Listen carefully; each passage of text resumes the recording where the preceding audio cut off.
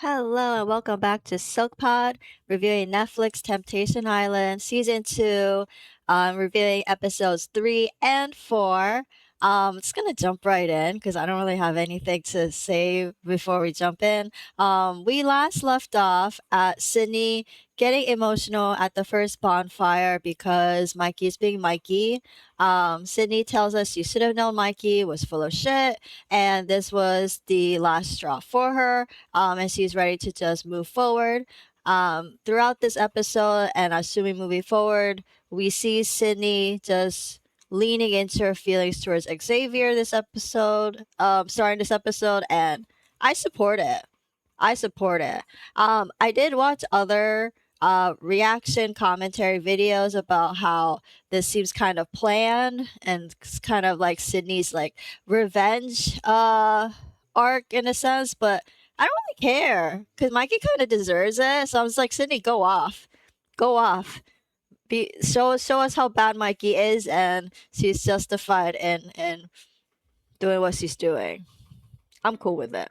Um, that's just my take on it. And then we switch to the boys' bonfire, which, of course, as usual, is not as dramatic because typically in Temptation Island, the guys are the ones that are fucking around, the girls are kind of pulling back. But we see a little bit of spiciness this episode and this season compared to the first one, so I'm down with it. With the boys' bonfire, we start with Cole. Cole is watching Scarlett crying with the girls, voicing that she just wants to be happy. She just wants a good boyfriend. To me, Cole seemed very annoyed watching this clip, and he says that he's been surprised.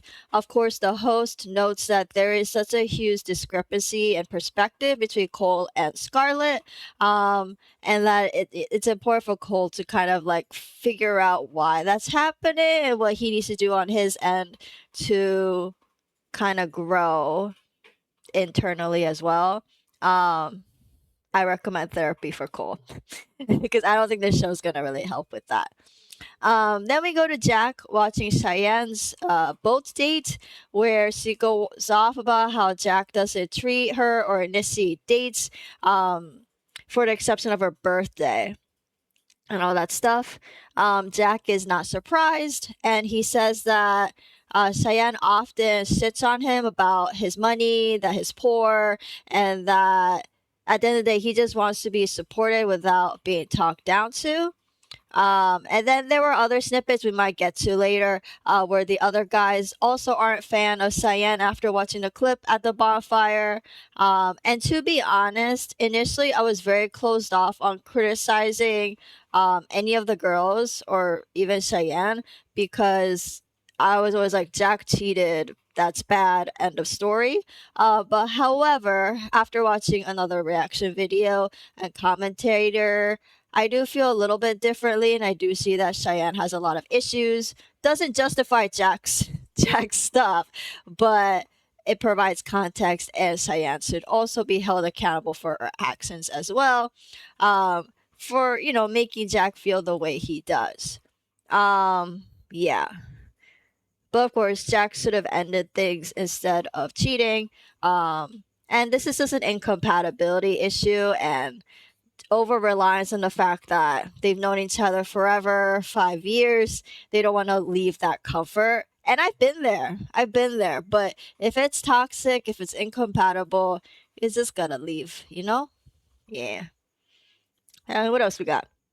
We have then Summit, who I have zero sympathy for. No one can convince me otherwise. I just think Summit is just a terrible human being, even more than Mikey. At least Mikey, I can read him and, and know what kind of person he is. Summit, I just something about him.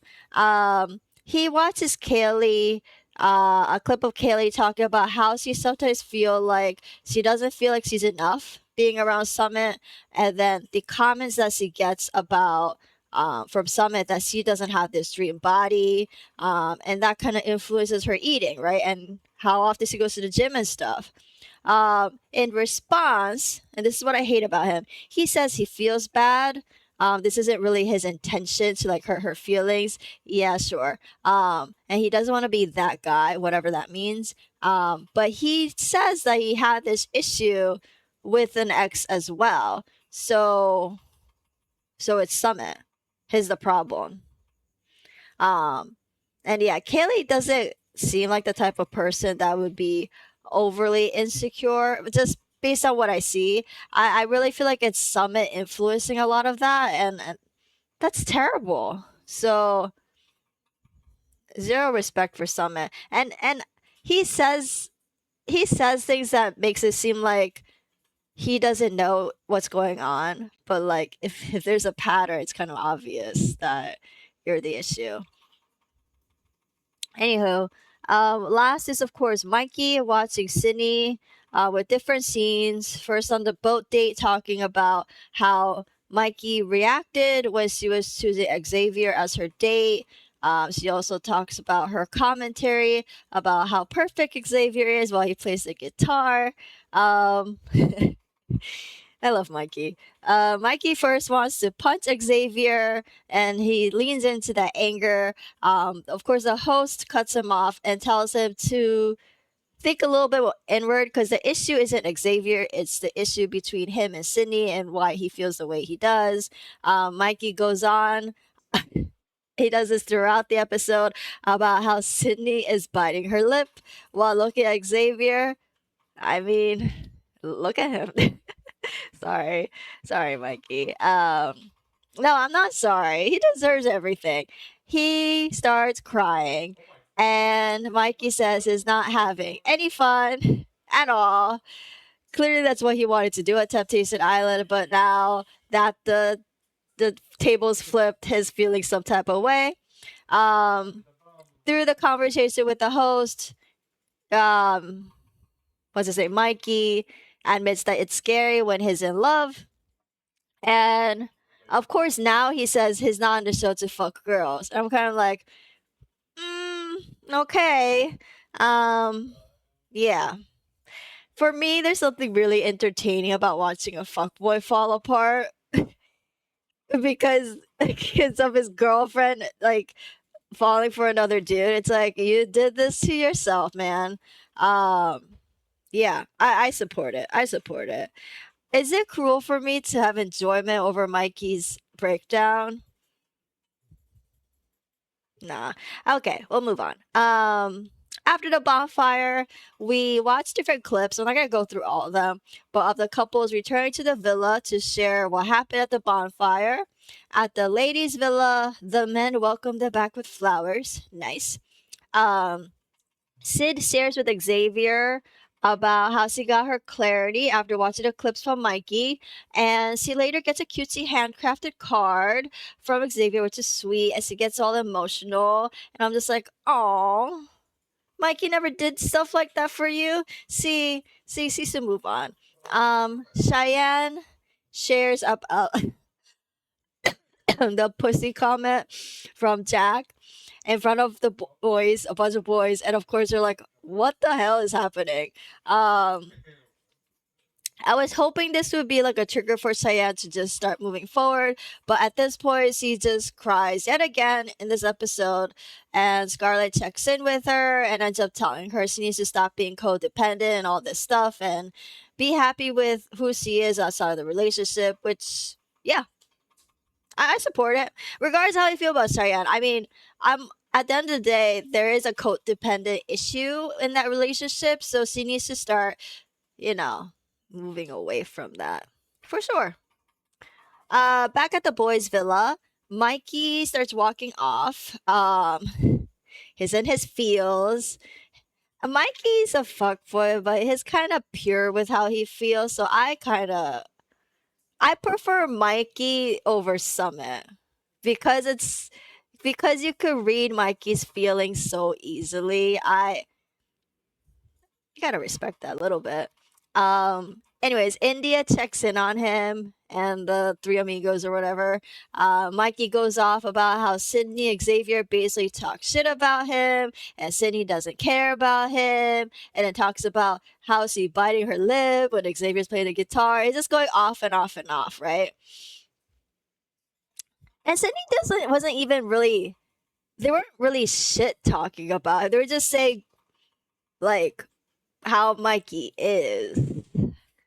Shit talking would have been like if look, I would have feel a little bit differently, still supporting Sydney, if she was like, "Oh, Mikey's a piece of shit and whatever," but she never said that. So yeah, Mikey's just in his feels. Um, yeah. Anywho, what else happened to Villa? Jack tells the ladies about how Cheyenne always basically talks about how poor he is and whatever. And the other guys are like, "Oh, that's so messed up. What's wrong with Cheyenne?" Blah blah blah. The woman at the villa obviously cheer him up and all that stuff. Um, yeah, I don't like Jack. I don't like his hair. I don't like how he is. I don't like how he goes about his problems. But I see how Cheyenne influences at least how he feels in the relationship. So, you know, they're both at fault. I feel that. Okay. The next scene, I don't really have much to say. I just thought it was kind of weird with like Cole tossing and turning in bed because all the other guys are getting into bed. I'm like, why do I need to watch this? And then I guess Cole wakes up in the middle of the night to do an interview because he's getting emotional thinking about how emotional Scarlett was in the bonfire clip. I don't, it's just so weird when Cole is like, I thought they were good. And then now he's starting to get worried. Like, has Scarlett never voiced the problems or the feelings she was having?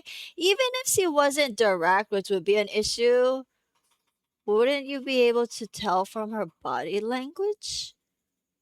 Because also Scarlett, her feelings so on her face, so you could tell when she's hurt or she's holding back tears. You can tell, Cole. So I don't know what the confusion is. He's pretending to be dumb. I hate guys who are like that.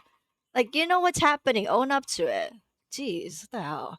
Um, we then cut to the double dates. Um, Xavier and Sydney goes on a double date with Scarlett and Clint. They do some dancing. The main focus is, of course, with Sydney. And Scarlett tells us that she's so happy for Sydney and sees her glowing. And, you know, the girls support Sydney. For the boys, it's, of course, aerial yoga, a little bit more physical intimacy ish stuff with Jasenia and Summit. Newest couple, and Mikey in India. Yeah, I don't really have much to say except like of course producers would choose dates that are like walking toward like away from the purely platonic date ideas. Ridiculous. Other dates that were shown were Cyan and Preston. They have fun on the four-wheeler thing, which is great. And we see a clip of Kaylee and Zach having a talk after their date. And Zach basically tells Kaylee that she should feel that she is enough and she is enough. And of course, you know, like Cole shouldn't make her feel like she's less than that. Adorable. I'm all for it. Um, and then the next few things, I'm just gonna say what happened. Jack and Carter, they're like swimming in the ocean. We don't see much. And Summit and Jasenia, they talk on the hammock. Summit changes topics away from talking about his girlfriend. See, something's wrong with Summit. And he asks more about who Jasenia's type is, and then about her bracelet choices at the beginning of the show. Yeah, Summit has bad intentions throughout. If he was seriously trying to resolve issues in a relationship, he wouldn't be like avoiding those deeper conversations. He's just being a flirt. Anyways, and then Preston and Cheyenne, they talk, and Cheyenne admits to how dramatic she has been, but she says he's willing to lean in more in the process. Because she knows that she's just been relying on the fact that it's been 5 years in the relationship and there's that level of comfort and she doesn't want to be alone. And of course, the camera cuts to Jack and Carter locking eyes. Man, what a Messed up couple. Few more quick scenes.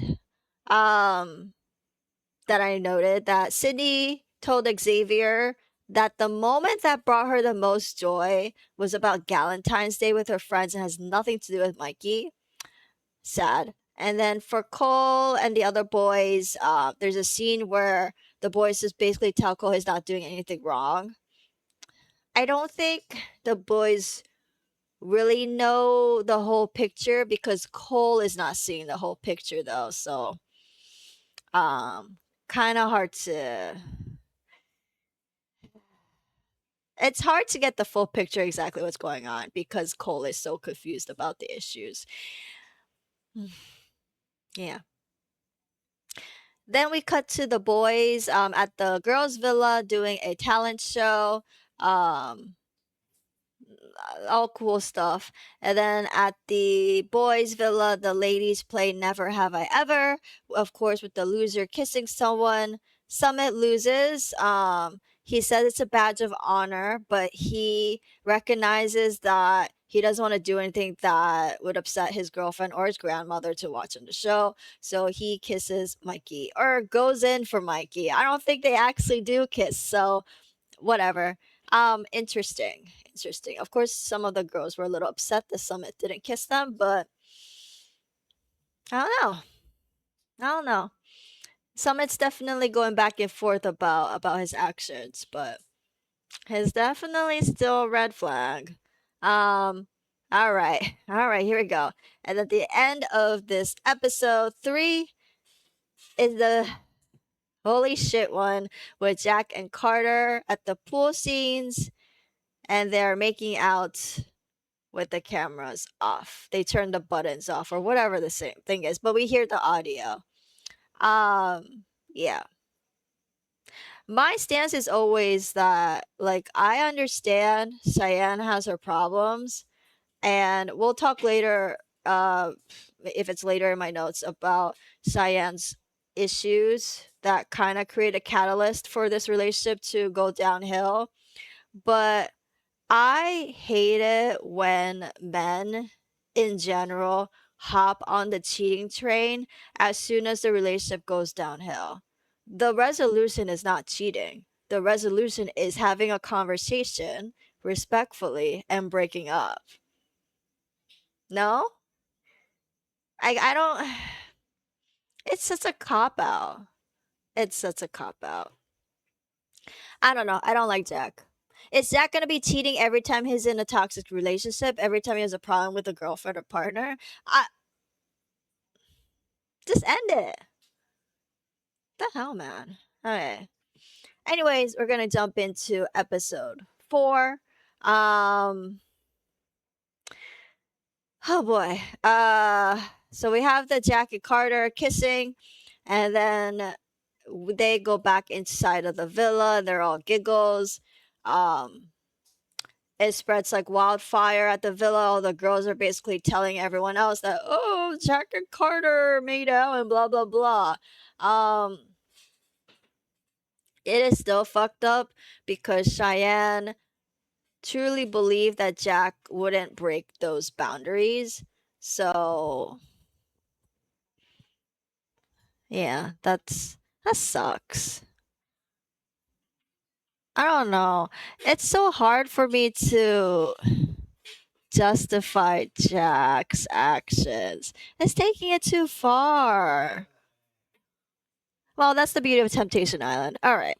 Anyways, then the boys talk to Jack about how Cheyenne bashes him, especially at that clip that they all watch at the bonfire.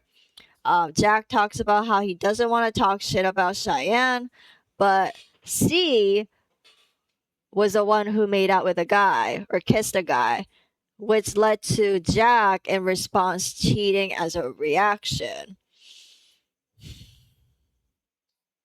But again, my thing is why. No, I'm still gonna critique Jack. Cheyenne cheated, okay? She kissed a dude, right? Why is Jack's reaction to cheat as revenge, right? To whatever, when he could just end things? Oh, but maybe I'm being a hypocrite because with Sydney and well, but Sydney didn't really cheat before Temptation Island though. No, no, no, no, no. Actually, I'm justified. I'm justifying Sid moving in with Xavier, moving out with Xavier after watching the clips. Um, with Cheyenne and Jack, I think they're equally bad. You know what? Yeah, I'm gonna say they're equally bad, but I'm not letting Jack off the hook. Just because you were wronged doesn't mean you do something twice as bad. Yeah, I'm gonna go with that opinion. That's how I feel right now. Okay. We'll probably get back to that as we watch more of the episode. After that, Zach tells Kaylee how he did have his whole phase in the 20s, but they agree that once you get to a certain age, it kind of gets old, and you want that sense of comfort and deep love beyond the fuck around and have fun type of situation.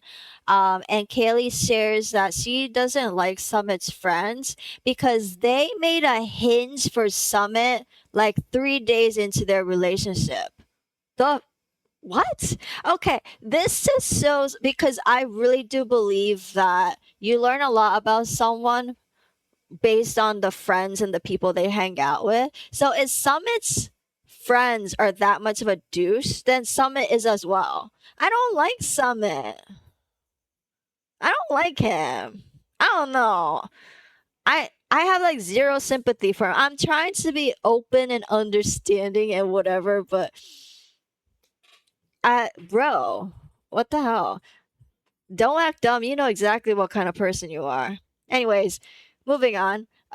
Next scene we have a date where Jack buys Carter a sweater and acknowledges that it's something he can work on. Because we learn from Cheyenne that Jack barely buys gifts or takes her out on dates unless it's a special occasion or whatever. Yeah, that's such an asshole move. Jack says that he's learning how to treat the relationship better by doing what he lacked to do with Carter. That doesn't make does that make sense? Excuses. So he acknowledges that it's less about him being poor. I don't think that's what the problem is. The problem is Jack really because you don't even have to buy something expensive to give someone a gift. Like, look at freaking Xavier. Xavier didn't buy Sydney any extravagant gifts. He made a handcrafted card. He gave her flowers. I guess flowers can be expensive, but you know what I mean. He sang her a song with the guitar that he already has. Like, gifts don't have to be expensive to be heartfelt. So I don't think money's really the issue necessarily when Cyan's like, oh, Jack never buys me gifts or takes me out on dates. I think the underlying there is a sense of like she probably wants someone who can flourish her with extravagant stuff, but Jack is capable. Jack is capable of gift giving and showing love in that way. So fucked up all around. Yeah. What else we got? Mikey tells India that Sid has a double standard. I wrote this down because I'm like, what's the double standard? Before the show, Sydney never cheated or fucked around or was a hoe or she didn't do any of that. And I know that if she did, you would say so because you're an honest dude. So, yeah, I don't know what Mikey's on about. Mikey said that he has a fear of losing her. He's been loyal for a year. India correctly tells him that a year is not that long, dude, to be not cheating. The bar is so low. But apparently, a year of not fucking around is a huge accomplishment for Mikey.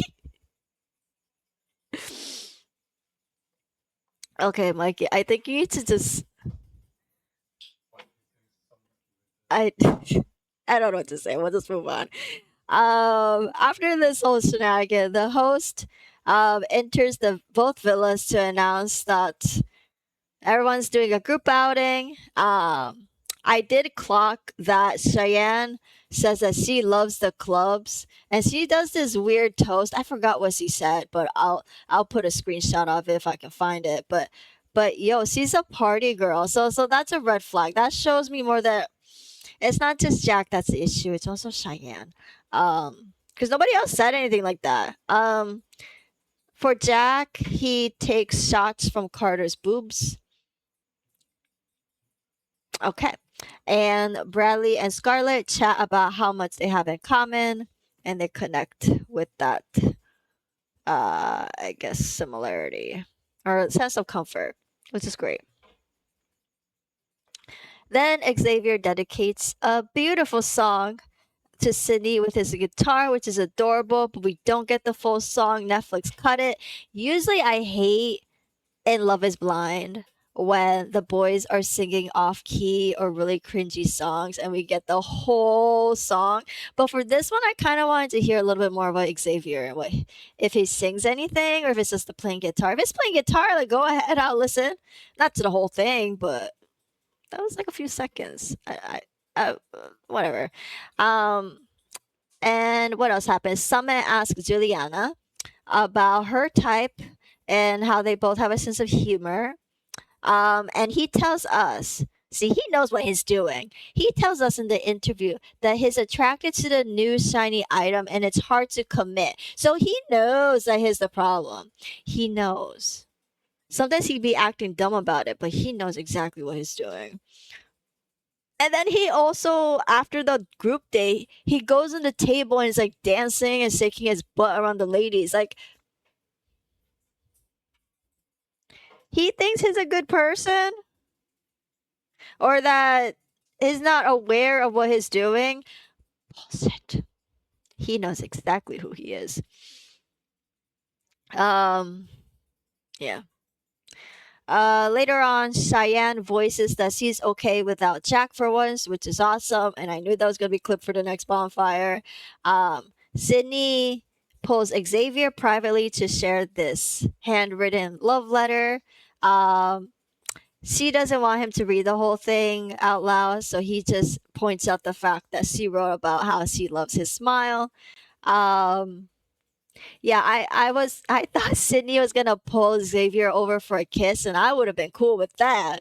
Woo. But no, it was just a little love letter. Cute, cute. Xavier does tell us that he's being careful about the speed and the pacing, being respectful of where Sydney is at. But yeah, he said that I don't think it would be too much to ask for a kiss. I don't think either. Yeah, they just hug. And I know they also hold hands. But I think they could kiss. They could make out. They honestly, if Sydney and Xavier end up fucking on the show, I'm all for it. I'm all for it. Mikey would be devastated, but I'm for it. The one instance of cheating where I'm like, is it really I'm cool with it. I'm cool with it. It's a gray area for sure. Um And then we go to the questionable scenes of Jack asking Carter if he wants to go to bed with him. Oh boy. And then he's like, can you close the blinds and whatever?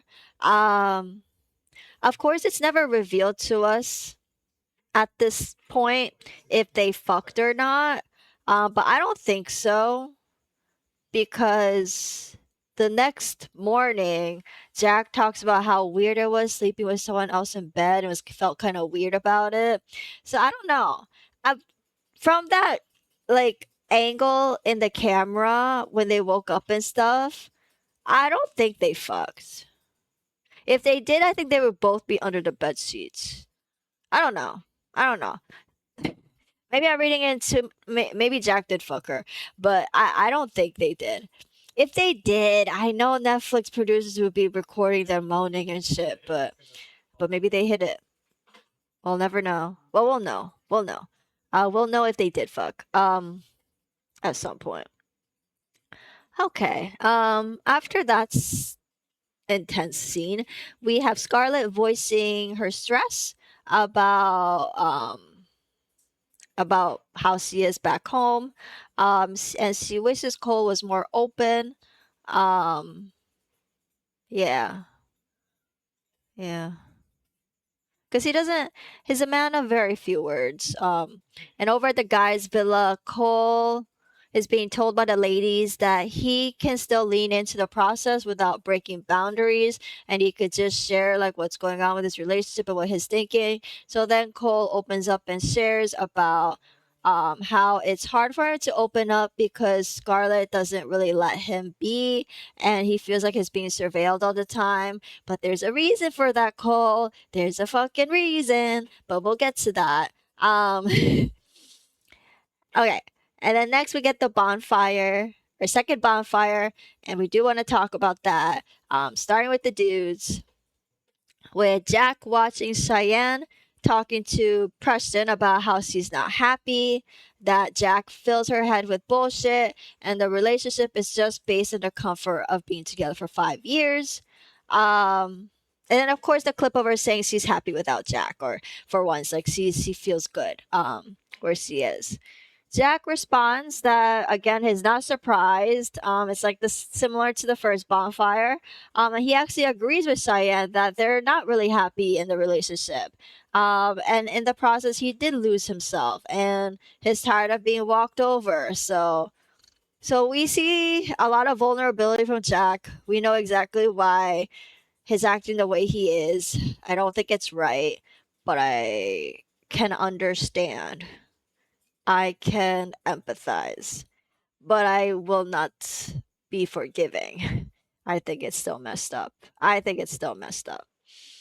Um, Next, we have Cole watching Scarlett, talking to the ladies about how Cole just needs to open up more, and mentioning how even Scarlett's friends say that it's hard to get to know Cole because he doesn't really talk or be vulnerable, I guess.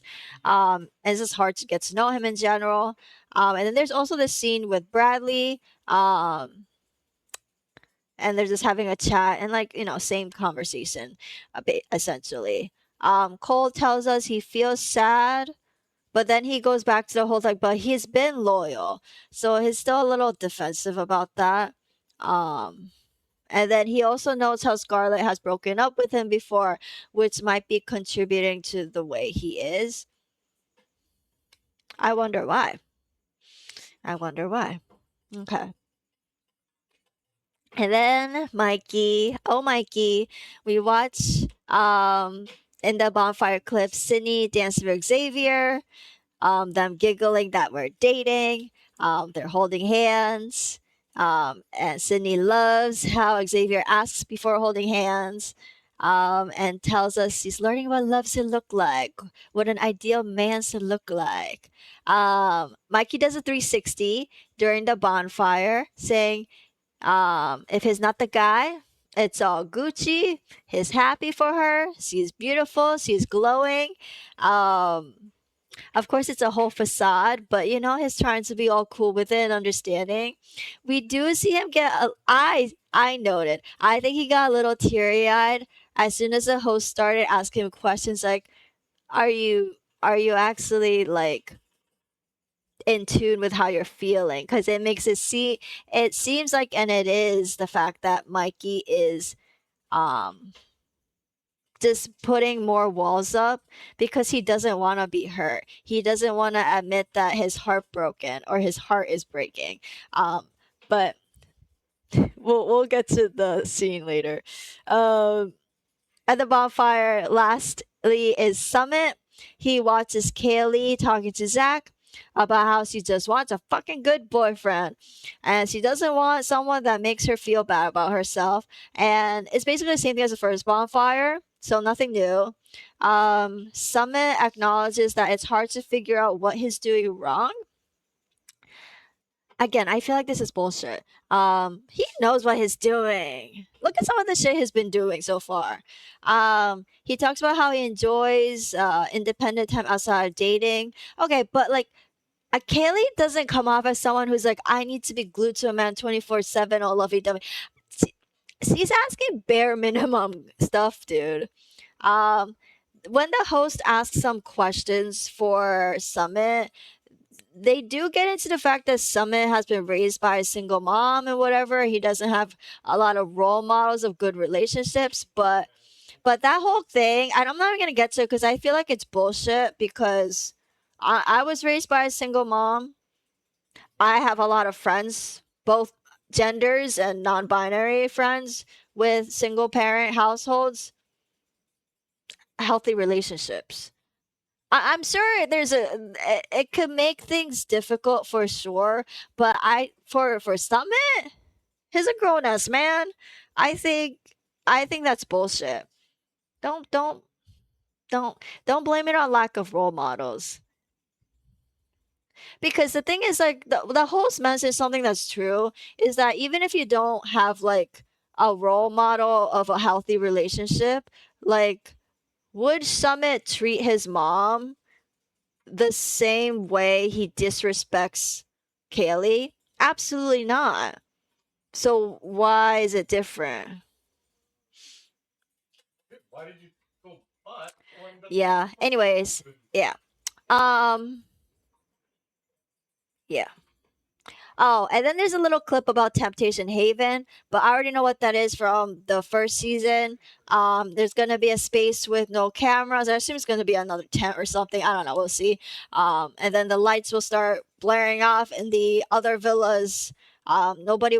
Well, I'm sure we'll know, but at the time, people will just know that, oh, someone's fucking around or doing something in the Temptation Haven, but without knowing who exactly is in there. Wild stuff. Um, and then we cut to Mikey's interview, crying big man tears. Um, he wants to respect what Cindy has found, but it was hard to watch. And it's only been a week. At first, my instinct is when I see someone cry, I start to get teary eyed too. um I'm too much an empathetic person. But then, like, after a while, I'm like, dude, Mikey, really? You did this to yourself. How would any woman, like, with any level of self-respect, stick with a man who just fucks around? Like, he can only blame himself. He can only blame himself. Actually, you know what? This is a great experience for Mikey because now he knows. He knows that when you have a great partner, you don't take advantage of their kindness and what they do provide in a relationship and how much they trust you and love you and all that stuff. You gotta care for them. You He's taking Sydney for granted. This is what happens. This is what happens when you do that. So I was feeling for Mikey because he was crying like, yeah, that was true tears there. Yeah, I feel for him. I feel for him. I don't sympathize with him, but you know, he will be fine. And then we we don't get the whole thing because of that cliffhanger. But Scarlett watches Cole talking about how he gives Scarlett so much grace and how Scarlett gets mad even when he does tell the truth. And this is where Scarlett reveals with us that a week before the show, Cole lied. So it's not something she can easily move past because it's a recurring pattern. Cole withheld information that he was seeing a girl that DM'd him at this track thing. So it's still fresh. It's Cole is talking like he's been transparent like for weeks and months end, and it's something that's of the past. But it's if it's happening a week before the show, yeah, Cole, you did not disclose that information. So, yeah. Okay, and then the last scene before the end of the episode, we have Cheyenne watching all the bad clips of Jack making out with Carter with the cameras off. And the scene where Carter goes to bed with Cheyenne and tells her to close the blinds. Cheyenne understandably asks if they fucked, but we don't know. I don't know. If they did, I'm sure Netflix will have a great time revealing that at some point in this season. Um, I I would be pissed too. I don't care. Not that I don't care, but I understand Cheyenne did wrong too.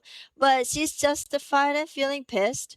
Um, especially, and this is true because she knows Zach is like publicized on the show, and everyone's watching him do this, and Jack should know that these clips are going to be shown to her because why not for drama's sake.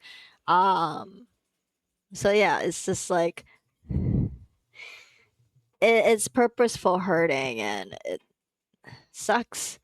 Um, and the episode ends with China basically walking off, and shouting if this is for real. Um, when I saw a preview showing that exact scene, I felt that it was very scripted. But you know what? I feel for Cheyenne. I will very much feel for Cheyenne. I don't. Hmm.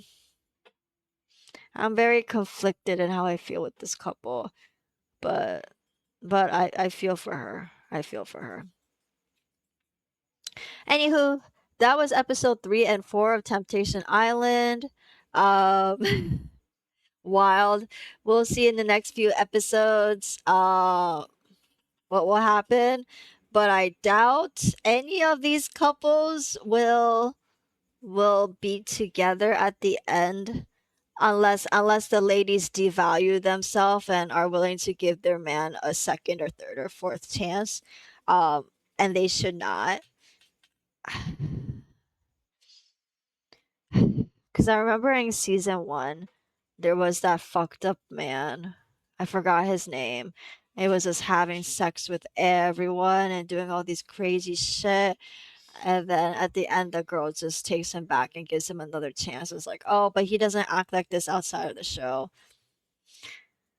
I don't know who I'm thinking of, but I'm just like, please, please, please, please. The ladies should just choose. I don't care if it's a fling. Just choose someone from the villa and just have some fun and move on from their cheating boyfriends or lying boyfriends. Honestly, um, I still don't support Jack though. I can't. I can't. Actually, you know what? It's okay if I disagree with some other commentators on the show. I do not. I do not. My sympathy for Jack is very minuscule. But anyways, this video is going on for enough time. I'll see you in the next one. Ciao.